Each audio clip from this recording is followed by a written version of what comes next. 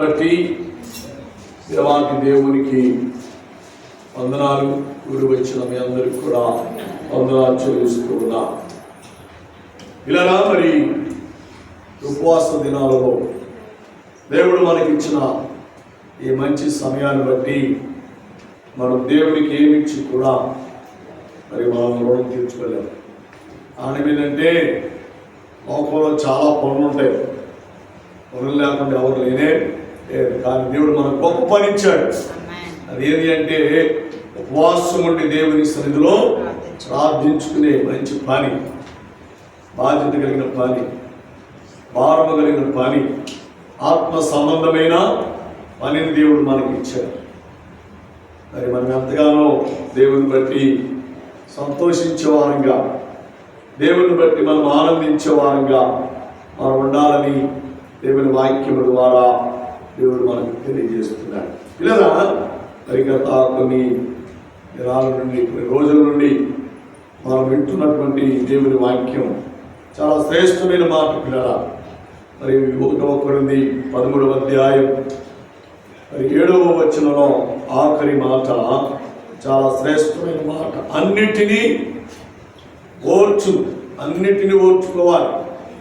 అన్నిటినీ మనము దేవుని బట్టి, దేవుని నామాన్ని బట్టి ఓర్చుకునే అనుభవాన్ని మనం కలిగి ఉండాలని గత కొన్ని దినాల నుండి దేవుడు మనతో మాట్లాడుతున్నాడు. దేవుని మందిరం అనబడి మనం ప్రేమ కలిగి, ప్రేమలో ఓర్చుకునే భారం, బాధ్యత మన మీద దేవుడు ఇచ్చాడు.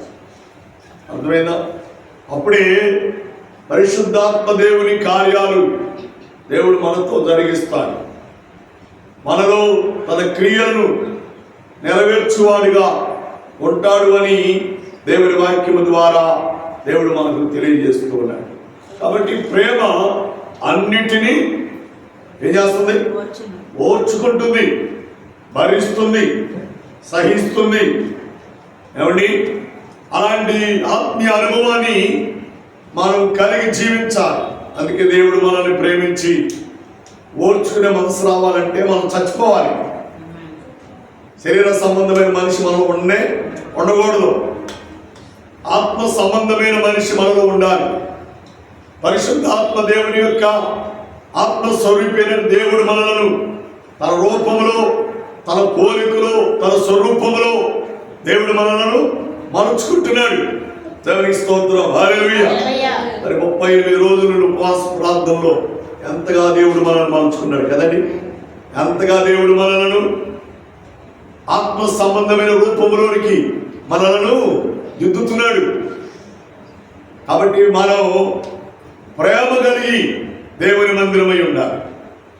ప్రేమ కలిగిన దేవుని మందిరంలో అన్ని విషయాలలో, అన్ని సమయాలలో ఓర్పును, సహనాన్ని, ప్రేమను కనపరిచే వారంగా మనం ఉంటే దేవుడు మనలను గొప్పగా ఆశీర్వదిస్తాడు. గొప్పగా దేవుడు మనలను దీవిస్తాడు. చూడు, బైబిల్ గ్రంథంలో చక్కని మాట. యాకోబు రాసినటువంటి పత్రిక 5వ అధ్యాయం 20వ వచనంలో చక్కని మాట రాయబడింది. యాకోబు రాసిన పత్రిక 5వ అధ్యాయం 20వ వచనంలో చాలా అద్భుతమైన మాటను దేవుడు మనకు తెలియజేస్తూ మాట్లాడుతూ ఉన్నాడు. చదవండి, చదవగలిగిన వారు. పాపిని వాని తప్పు మార్గము నుండి మళ్ళించువాడు మరణములో నుండి ఒక ఆత్మను రక్షించిన వారై ఉంటారంట. దేవునికి స్తోత్రం. హల్లెలూయా. ఏమంటే తప్పు మార్గములో నుండి, చెడు మార్గములో నుండి, ఆచార సంబంధమైన మార్గములో నుండి, ఏమంటే అలవాటు సంబంధమైన మార్గములో నుండి వారిని మనము రక్షించాలి అంటే మనము ప్రేమ కలిగి అన్ని విషయాలలో ఓర్చుకునే వారముగా ఉంటే ఒక ఆత్మను మన ద్వారా రక్షణలోనికి నడిపించిన వారు అవుతాం. అంటే ఒక ఆత్మను దేవుని యొద్దకు తీసుకువచ్చడానికి, దేవుని యొద్దకు తోడుకు రావడానికి తోడ్పడే భారభరితమైన ఆత్మను దేవుడు మనలో అనుగ్రహిస్తాడు. ఆమేన్, హల్లెలూయా. అది ఎప్పుడు సాధ్యమంటే ప్రేమ అన్నిటినీ ఓర్చుకుంటుంది. మన క్రియలను బట్టి, మన నడవడికను బట్టి, మన ప్రవర్తనను బట్టి, మన మాట తీరును బట్టి, మన భక్తి జీవితాన్ని బట్టి ఇలా ఎదుటి పాపి రక్షించబడడానికి, ఎదురు పాపి దేవుని ఎదుకు రావడానికి దేవుడు గొప్ప కార్యాన్ని జరిగిస్తాడు. అదే అపోస్తలుడైన యాకోబు ద్వారా దేవుడు శ్రేష్టమైన మాట మనతో మాట్లాడుతున్నాడు. ఒక పాపి రక్షించబడాలి అంటే నీవే ఒక పనిముట్టుగా మార్చబడాలి. నీవే ఒక పనిముట్టుగా దేవుడు నిన్ను వాడుకుంటాడు అని దేవుడి వాక్యము ద్వారా దేవుడు మనకు జ్ఞాపకం చేస్తున్నాడు. కాబట్టి పిల్లరా, మనము దేవుని కొరకు, మన కొరకు కదండి, వాక్యం కొరకు, సంఘం కొరకు, ఆత్మీయతలో బలమైన సాక్ష్యం ఇచ్చేవారముగా ఉండాలి అంటే అన్ని విషయాలలో మనము ఓర్చుకున్న వారమై ఉండాలి. అదే ఉపవాస ప్రార్థన యొక్క ముఖ్య ఉద్దేశం. ప్రేమ అన్నిటిని భరిస్తుంది, ప్రేమ అన్నిటినీ ఓర్చుకుంటుంది. అలా ఓర్పుందా? ఓర్పు గలవారమై ప్రార్థిస్తున్నామా? ఓర్పు గలవారమై ఉపవాసం ఉంటున్నామా? ఓర్పు గలవారమై కొన్ని ఆత్మలను దేవుని యొద్దకు నడిపించువారముగా మనం ఉన్నాం. ఒకసారి మనల్ని మనం పరీక్షించుకోవాలి. ఈ 40 రోజులు ఉపవాస ప్రార్థన ఉన్నాము అంటే ఉన్నాం కాదు, ఉన్న నీలో ఒక నూతన కార్యము జరిగించబడాలి. ఒక నూతన క్రియ నీ ద్వారా దేవుడు జరిగించాలి అంటే నీ క్రియ ఆత్మ సంబంధమైనదిగా ఉండాలి, పరిశుద్ధ సంబంధమైనదిగా ఉండాలి. అప్పుడే పాపి రక్షించబడతారు. పాప సంబంధమైన వ్యక్తి మారు మనసు పొందుతారు. పాప సంబంధమైన వ్యక్తి సిలువ యొద్దకు వచ్చువాడిగా ఉంటాడు. అలాంటి అనుభవంలో మనము జీవించాలి. అనేకులు జీవించినట్లుగా మనం ఏం చేయాలి? ప్రార్థన పూర్వకముగా ప్రోత్సహించాలి, ప్రార్థన పూర్వకముగా నడిపించువారుగా మనం ఉండాలి. అలా ఉంటే దేవుని కృప, దేవుని కార్యము దేవుడు మన పట్ల జరిగిస్తాడు. చూడండి, కుమారుడి తలంపు తెస్తాను. యూదా గ్రంథానికి రండి, యూదా పత్రిక రండి. 22వ వచనం, 23వ వచనం.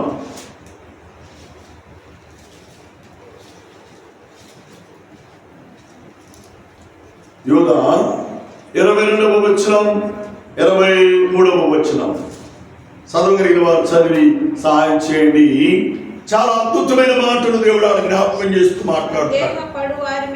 అమ్మా, సందేహపడు వారి మీద కనికరమును చూపించండి. అగ్నిలో నుండి అమ్మ లాగినట్లు కొందరిని రక్షణలోనికి నడిపించండి. అందుకు చబడుబడి దేవునికి స్తోత్రం చెల్లిద్దాం.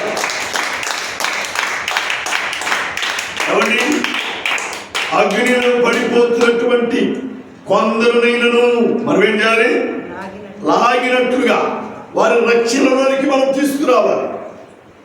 ఈ రోజున చాలా మంది దేవుని వాక్యం తెలుసు కూడా, దేవుని వాక్యం ఎరిగి కూడా, సత్యవాక్యములు గుర్తించి కూడా ఇంకనూ పాప సంబంధమైన త్రోవలు నడుస్తూ ఉన్నారు, ఇంకనూ పాప సంబంధమైన క్రియలను నడుస్తూ ఉన్నారు. వారు నరకములో అగ్నిలోకి పడిపోతున్నానికి వారు సిద్ధంగా ఉన్నారు. అలాంటి వారిని మనం ఏం చేయాలంట? లాగాలి. ఎలాగంటే ఉపవాసం నుండి ప్రార్థన చేయాలి, కన్నీరు గార్చి ప్రార్థన చేయాలి. నిజంగా దేవుడు ఆ భారభరితమైన ఆత్మలు దేవుడు మనకి ఇచ్చాడు. దేవునికి స్తోత్రం, హల్లెలూయా. నిజంగానే మరి ఇన్ని దినాలు మనం ఉపవాసం నుండి ప్రార్థన చేయడానికి దేవుడు ఎంతో ఓపికను, ఎంతో శక్తి, సత్తువను దేవుడు మనకి ఇచ్చాడు. ఎందుకు తెలుసా? కొందరు అగ్నిగుండంలో పడిపోతున్నారు, నరకానికి పడిపోవడానికి రెడీగా ఉన్నారు. వారిని లాగాలి, వారు మన ఇంట్లోనే ఉన్నారేమో, మన పిల్లలై ఉన్నారేమో, ఇంకా మారు మనసు పొందకుండా, ఇంకా రక్షణ పొందకుండా, ఇంకా పాప క్షమాపణ వ్యక్తులై మారు మనసు పొంది బాప్తిసం తీసుకోకుండా ఇంకను దూరంగా ఉన్నారేమో. వారిని లాగాలని దేవుని వాక్యము ద్వారా దేవుడు నీతో మాట్లాడుతున్నాడు. మన ఇంటి వారి కాదు, మన ఇంటి ముందు వారు, మన ఇంటి ప్రక్క వారు, మన బంధువులు, మన రక్త సంబంధికులు, మన తోబుట్టువారు, రక్షణ పొందినటువంటి వారు ఎంతమంది మన కళ కనబడుతున్నా వారి పట్ల భారము కలిగి మనం ప్రార్థన చేయాలి. భారము కలిగి దేవుని సన్నిధిలో మొరపెట్టాలి. అందుకనే వారి విషయమై మనం ఓర్చుకొని ప్రభు సన్నిధిలో మొరపెట్టే వాళ్ళని మనం ఉండాలి. అలాంటి అనుభవాన్ని మనం కలిగి జీవిస్తే కొన్ని ఆత్మలైనను మనము నరకములో పడిపోకుండా కొందరినైనను మనము రక్షించే వారముగా ఉంటాం. కొందరినైనను సిలువ యందుకు నడిపించే వారముగా ఉంటాం. కొందరినైనను దేవుని సన్నిధికి, దేవుని సహవాసానికి తీసుకువచ్చే వారముగా మనం ఉంటాము అని దేవుని వాక్యము ద్వారా దేవుడు మనకు జ్ఞాపకం చేస్తున్నాడు. అమ్మ బాబు, ఏదో మనం ప్రార్థన రావడం పోవటం, ఉపవాస ప్రార్థన రావడం పోవడం కాదు. ఈ ఉపవాస ప్రార్థనలో రోజుకి ఎంతమంది కొరకు నువ్వు ప్రార్థన చేశావు? ఎన్ని ఆత్మల కొరకు నువ్వు కన్నీరు గార్చావు? ఎన్ని ఆత్మల కొరకు నువ్వు ఉపవాసం ఉండి దేవుని దగ్గర మొరపెడుతున్నావు? దేవుడు చూస్తున్నాడు. దేవుడు లెక్క రాస్తూ ఉన్నాడు. ఎంత భారము, ఎంత బాధ్యత కలిగి నువ్వు జీవిస్తున్నావో దేవుడు నిన్ను అడుగుతాడు. నువ్వు లెక్క చెప్పే స్థితికి నువ్వు ఎదగాలి అని దేవుని వాక్యము ద్వారా దేవుడు మనకు జ్ఞాపకం చేస్తున్నాడు. దేవునికి స్తోత్రం. హల్లెలూయా, హల్లెలూయా. చూడండి, ఇంకోటి తలంపుకు తెస్తాను. 23వ వచనం కూడా చదువు తల్లి. యోధా 23వ వచనం కూడా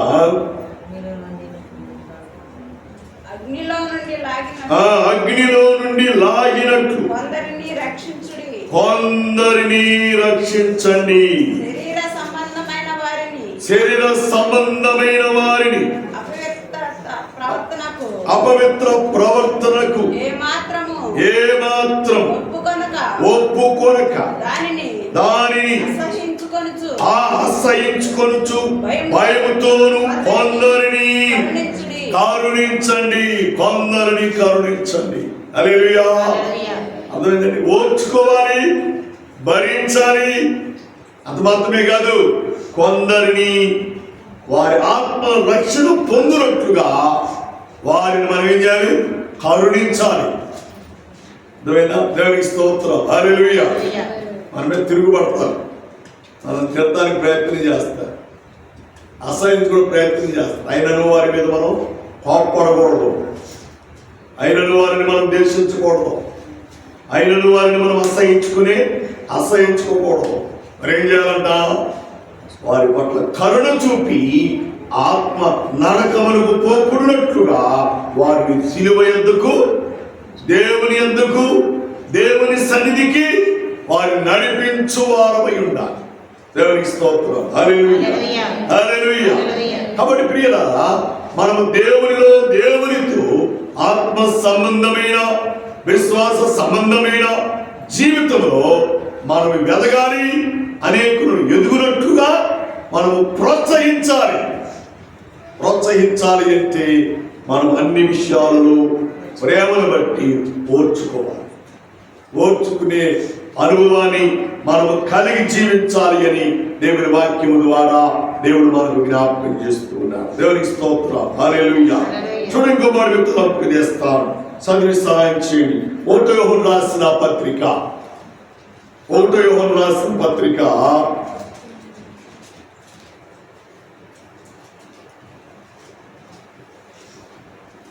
6వ అధ్యాయం 14వ వచనం. 5:14 వచనం. ఆయనను బట్టి మనకు కలిగిన ధైర్యం ఏదనగా ఆయన చిత్తానుసారముగా మనం ఏది అడిగినను ఆయన మన మనవి మన ప్రార్థన, మన మనవి దేవుడు ఆలకించువాడై ఉన్నాడు. హల్లెలూయా. దేవుని చిత్తాన్ని బట్టి మనం అడగాలి. ఏమడగాలి? ఉపవాస ప్రార్థన ఉన్నాం కాబట్టి మన అవసరాలను బట్టి అన్ని అడగడం కాదండి. అయ్యా, నేను ఉపవాసం ఉన్నాను, ప్రార్థన చేస్తున్నాను, నీ సన్నిధిలో ఈ 40 దినాలలో కనీసం ఒక ఆత్మనైనను నేను నీ వద్దకు నడిపించాను. అది అడగాలి. ఒక ఆత్మనైనను అగ్నిలో పడిపోకుండా నేను లాగునట్లుగా నాకు శక్తిని దయచేయి. పాపములో మరణించకుండా ఒక ఆత్మను కనునట్లుగా నాకు ప్రసవ వేదన దయచేయి. అలాగే మనము దేవుని అడిగితే మన ప్రార్థన దేవుడు ఆలకించి మన ప్రార్థనకు ప్రతిఫలము దేవుడు ఇస్తాడు. దేవునికి స్తోత్రం. హల్లెలూయా, హల్లెలూయా. పిల్లరా, మనం అడిగినవన్నీ, మనం ఊహించినవన్నీ దేవుడు నెరవేర్చబడాలి అంటే, దేవుడు జరిగించువాడిగా ఉండాలి అంటే మనకు పిల్లరా విశ్వాస సహితమైన ప్రార్థన మనం చేయాలి. దాన్ని బట్టి దేవుడు మనలను బలపరుస్తాడు, కొన్ని ఆత్మలను దేవుడు రక్షిస్తాడు. దేవునికి స్తోత్రం. హల్లెలూయా, హల్లెలూయా. కాబట్టి మనల్ని మనము దేవునికి అర్పించుకొని, మనల్ని మనము దేవునికి సమర్పణ చేసుకొని, దేవుని చిత్తానుసారమైన జీవితంలో మనము జీవిస్తూ దేవుని చిత్తానికి భయపడి మనం అడిగితే దేవుడు కాదనకుండా అన్ని దేవుడు మనకిస్తాడు. ఆమేన్. హల్లెలూయా, హల్లెలూయా. అన్ని విషయాలలో దేవుడు మనకు తోడుగా ఉండి మన ద్వారా, దేవునికి స్తోత్రం. హల్లెలూయా. మనం నమ్మాల మాట, మన ద్వారా కొన్ని ఆత్మలను దేవుడు సంపాదించే ఏమండి వ్యక్తులుగా, దేవుని పాత్రలుగా దేవుడు మనల్ని వాడుకుంటాడు. ఆమేన్. హల్లెలూయా. మనం అక్కడే ప్రార్థనకు వచ్చి వెళ్ళిపోవడం కాదు, మన ఇంటి వాళ్ళమే ప్రార్థనకు వచ్చి వెళ్ళిపోవడం కాదు. నువ్వు ప్రార్థనకు వస్తున్నావు, అన్ని ఆత్మలు నీ ద్వారా దేవుని దగ్గర నడిపించబడ్డాయి. ఎన్ని ఆత్మలు దేవుని ఎందుకు నువ్వు తీసుకొచ్చావు, ఎన్ని ఆత్మలను నువ్వు ప్రసవ వేదన పడి నువ్వు కన్నా, ఉపవాసం ఉండి ప్రార్థన చేసి నువ్వు కన్నా, నువ్వు ఉపవాసం ఉండి కన్నీరు గార్చి ఎన్ని ఆత్మలను రక్షించావు అని దేవుడిని అడుగుతాడు. ఎన్ని ఆత్మలను రక్షించగలిగితే అన్ని జీవ కిరీటములు దేవుని కొరకు సిద్ధముగా దేవుడు ఉంచాడు. చబడుగుడి దేవుని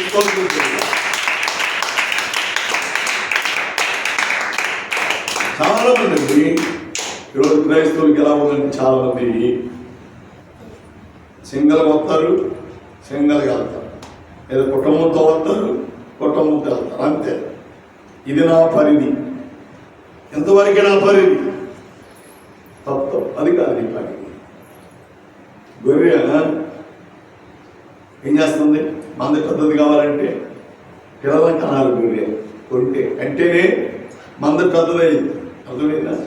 సంఘము వృద్ధి చెందాలి అంటే, సంఘము అభివృద్ధి చెందాలి అంటే, సంఘములోకి నూతన ఆత్మలు రావాలి అంటే విశ్వాసి ఇంకొక విశ్వాసిని చెత్తపరచాలి, ఇంకొక ఆత్మను రక్షణలోకి తీసుకురావాలి. నరకములో పడిపోతున్న ఆత్మలను లాగినట్లుగా లాగి దేవుని యొద్దకు తీసుకురావాలి. అప్పుడే నీ ద్వారా దేవుని నామానికి మహిమ కలుగుతుంది, నీ ద్వారా దేవుని నామానికి ఘనత కలుగుతుంది. దేవునికి స్తోత్రం. హల్లెలూయా, హల్లెలూయా. నీ గురించి దేవుడు గొప్ప సాక్ష్యం చెప్తాడు. నా సహోదరి ఇన్ని ఆత్మలను సంపాదించింది, నా సహోదరుడు ఇన్ని ఆత్మలను తీసుకొచ్చాడు, కొత్త వారిని దేవుని దగ్గర నడిపించాడు. అది ఎంత గర్వకారం తెలుసండి, అది ఎంత సంతోషం తెలుసండి. నీ ఆస్తులు సంపాదించిన దానికంటే కూడా ఒక ఆత్మను సంపాదిస్తే అంత దీవెనలు, అంతటి ఆశీర్వాదాలు దేవుడు నీకు ఇస్తాడు. అలాగే నువ్వు కావాలి అంటే ప్రేమను బట్టి అన్ని విషయాలలో ఓర్చుకుని దేవుని పని చేయాలి, దేవుని సువార్త పని చేయాలి, సంఘ పరిచర్య పని చేయాలి, ఆత్మను రక్షించే విషయంలో భారమ కలిగి బాధ్యత కలిగి నువ్వు జీవించాలి, ప్రార్థన చేయాలి, ఉపవాసం ఉండాలి. అప్పుడే దేవుని చిత్తాన్ని బట్టి నీ ప్రార్థన దేవుడు నెరవేర్చువారుగా ఉంటాడు. దేవుని చిత్తాన్ని బట్టి నీ ప్రార్థన దేవుడు సఫలము చేసేవాడుగా ఉంటాడు. దేవునికి స్తోత్రం. హల్లెలూయా, హల్లెలూయా. కాబట్టి మనల్ని మనము దేవునికి అర్పించుకొని ప్రేమ అన్ని విషయాలలో ఓర్చుకుందని ఎరిగిన వారమై కొన్ని ఆత్మలను దేవుని యొద్దకు నడిపించే భారభరితమైన ఆత్మ, భారభరితమైన బాధ్యత, నడిపింపు మనం గలవారముగా మనం ఉంటే దేవుని నామానికి నీ ద్వారా మహిమ కలుగుతుంది. అన్న చబడుగుడి దేవునికి స్తోత్రం. నీ ద్వారా దేవుని నామం హెచ్చించబడుతుంది, హెచ్చించబడుతుంది. నీ ద్వారా దేవుని నామానికి ఘనత కలుగుతుంది అని దేవుని వాక్యము ద్వారా దేవుడు మనకు జ్ఞాపకం చేస్తుంది. కాబట్టి మనల్ని మనం దేవునికి అర్పించుకున్నాం, మనల్ని మనం దేవునికి సమర్పణ చేసుకున్నాం. దేవుని చిత్తాన్ని బట్టి మనము ఓర్చుకొని దేవుని పనిలో మనం ముందుకు కొనసాగితే మన ప్రార్థనకు దేవుడు ప్రతిఫలము ఇస్తాడు, మన ప్రార్థనకు దేవుడు జవాబునిస్తాడు అని దేవుని వాక్యము ద్వారా దేవుడు మనకు జ్ఞాపకం చేస్తున్నాడు. దేవునికి స్తోత్రం. హల్లెలూయా. కాబట్టి పిల్లరా, ముగించుకుంటున్నాను.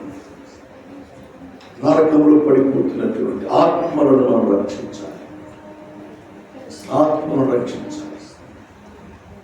మనోడు పేర్లన్నీ బైబిల్ పేర్లే, ఆయన ప్రవర్తన అంతా సాతాను ప్రవర్తన. వారి క్రియలన్నీ లోక సంబంధమైన క్రియలు. అలాంటి వారు నరకంలో పడిపోతున్నారు. వారి లాగుదాం, వారిని రక్షణలోనికి నడిపిద్దాం, దేవుని ఎద్దుకు తీసుకువద్దాం, శిలువ ఎద్దుకు తీసుకువద్దాం, సంఘంలోనికి తీసుకువద్దాం. అది దేవుని చిత్తమైంది. మనం ప్రార్థన చేద్దాం. అలాగ మనం చేస్తే దేవుడు నిన్ను, నీ కుటుంబాన్ని, నిన్ను, నీ సంతానమును దేవుడు ఆశీర్వాదకరంగా దేవుడు మారుస్తాడు. అతి కృప, అతి దీవెన, అతి ఆశీర్వాదాలు వీరందరూ పొంది నిత్యరాజ్యానికి, పరలోక రాజ్యానికి వారసులు కావాలని ప్రభు పేరట ప్రభు నామములో మనం చేస్తున్నాం. ప్రార్థన చేద్దాం. తలలో వంచండి, తడిమియండి. ఒక్క నిమిషం. అమ్మా, ఎన్ని ఆత్మలు నరకానికి పడిపోతున్నాయి, ఎన్ని ఆత్మలు నరకములు కాలిపోవడానికి సిద్ధంగా